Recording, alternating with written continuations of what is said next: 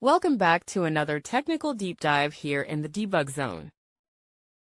Today, we're tackling a big question and breaking it down with insights from other users.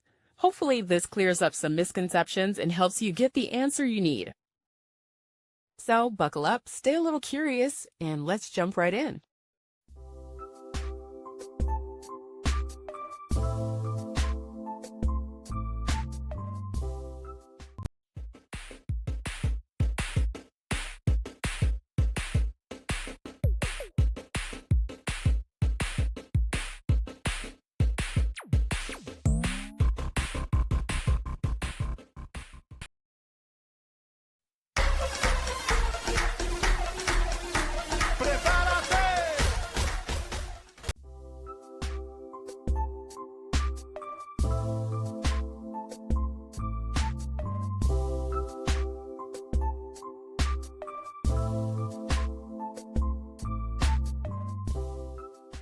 And that's a wrap.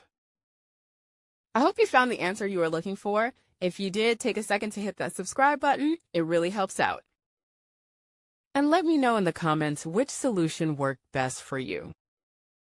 See you next time in the debug zone.